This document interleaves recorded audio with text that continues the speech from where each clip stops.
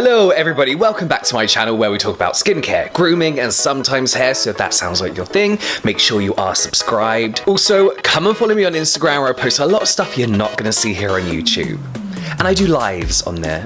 So I'm in the process of moving house at the moment. Again, I swear I do this every year, but this will be it for a while. But one of the biggest things for me to tackle whilst I'm moving house is my skincare collection. There's a lot of it, and as I'm going through it, I'm realizing that there's products that I just stopped using. It's not because I necessarily hate them, or that they were disappointing. They just kind of didn't strike anything for me. Maybe they're disappointing, but today I thought I'd share with you the products that I just stopped using altogether. I guess they were just a bit like, meh. So let's get straight into it. We're going to start with Paulas Choice Niacinamide 10% Niacinamide Booster. I was so excited to try this. It's been recommended to me so many times, not just this product, but Paulas Choice in general. And it's a brand that I really want to get into. A lot of my favorite skincare bloggers, YouTubers, Instagrammers love Paulas Choice. So I of course had to start off with one of my favorite ingredients, niacinamide. So on the Paulas Choice website, it says that this 10% niacinamide booster visibly reduces the appearance of pores, reduces post-breakout marks, and visibly fights the signs of aging, and improves skin's texture, and mentions that is a super light texture. Calming, hydrating, restorative. That's basically a description of niacinamide on its own, not this product really in particular. They mention that this can be used on its own as a serum, or you can put a few drops into your favorite moisturizer, essence, whatever. Now here's the thing though, okay? It smells like money and drugs. You know, you get those like bills, like can tell someone's rolled up and used to sniff cocaine. That's what this smells like. It's got like a metallic kind of like laundry smell to it. But I am one to look past the smell, as druggy as it may smell, if it's got really good benefits and if the product really works for me. And after 4 weeks of use, nothing. I am of course going to compare this to the Ordinary's niacinamide, because within 4 weeks of using that, I saw amazing differences in my skin.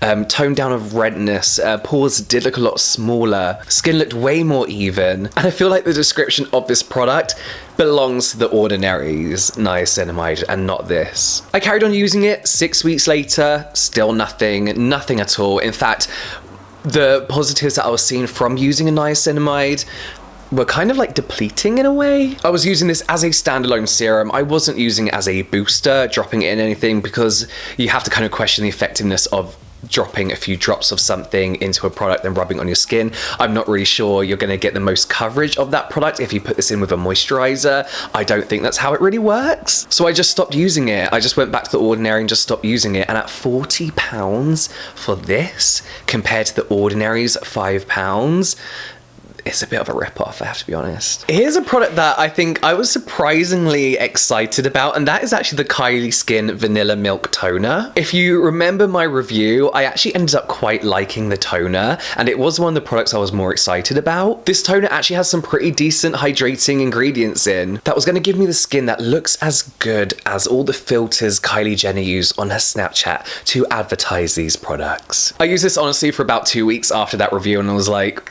what am I doing? Why am I using this? I have like 2 full drawers of amazing toners that for me really show what I love about a toner and why I do feel like it's an important step in the routine, whose key ingredients are high up on their ingredient list, not like this that has that kiwi seed oil, which is the ingredient that they raved about for this whole collection and was the very last ingredient, or at least in the bottom 1% of every single product. I just felt like I was actually really wasting my time with a very subpar product, and I wasn't really seeing, like at first I was like, oh yeah, this is nice, and then it just kind of like, it was fine, but it's just not as good as what I've got. It's fine, and that was the problem, is it's fine, but that's all there is to it. That's actually all I really have to say about it, to be honest.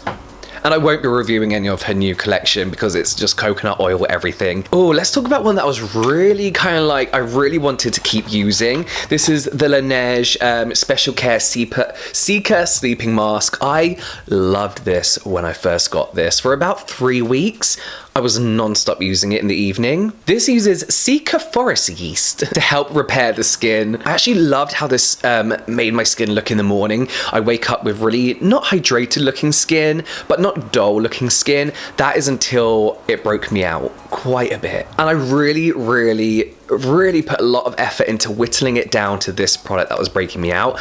I wasn't using anything different other than this, so I just whittled it down, and without a doubt it was this. Unfortunately, I stopped using it for about a couple of weeks and was absolutely fine, then went back to using it just to test it one more time, and it was breaking me out. This does have shea butter in. Shea or shea? I say shea butter. That does have a tendency to break me out. It's one of those ingredients that isn't really known for triggering breakouts, but for me and my oily skin, it just does not agree with it. I've used shea butter in other products before and been absolutely fine, but when something does break me out, I usually find that it's that, if that makes sense. So I just had to stop using it. I really want to at least like one sleeping or evening Laneige product. I love their daytime stuff. I love their sunscreens, their lip balms. I love their cleansers, their mists, their toners. But so far for me, the Cica sleeping mask, the overnight lip mask, and even their water sleeping mask have just all been like, not for me. But all their daytime stuff is really good.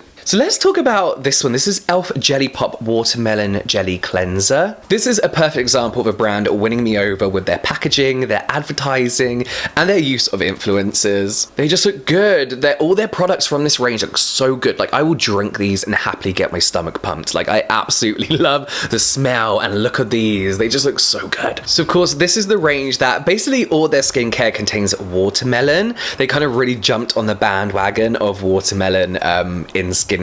I still do think of Glow Recipe when I think of watermelon. I bought their primer, which is actually quite nice. It gives you like instant glass skin. I've been trying primers because my brother told me that they can help your skin look more even. You don't have to go on and apply makeup. The moisturizer I got as well is absolutely fine.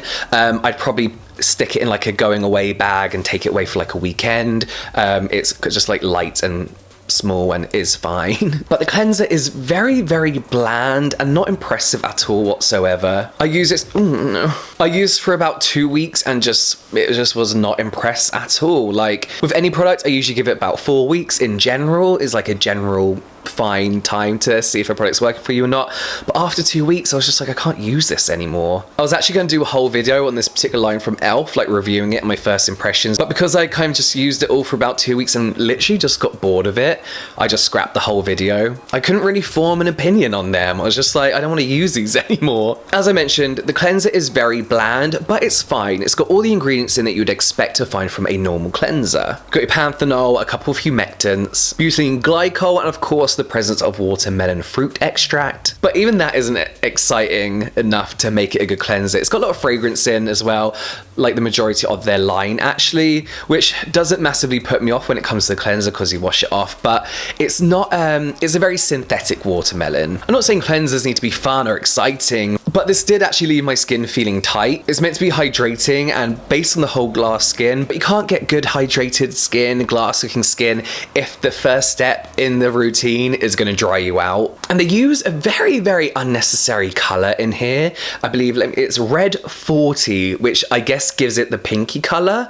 Of course, this is the packaging, but it's got a very light pinky color, which I just think is unnecessary. I don't think you need to color your products anymore. Like, I would be more drawn to this if it was just a clear product over like a very slight pink. You can't even see that it's pink. Oh, okay, maybe you can a little bit. It's just unnecessary, like no one cares, you know? Okay, but that's enough whining for one day. Those are 4 products that I just kind of stopped using. I guess they were disappointing at the end of the day. Let me know if you tried any of these products and your opinion on them. Or if you know of any good alternatives to these, let me know in the comments down below. But that is it from me now, guys. I will see you next time.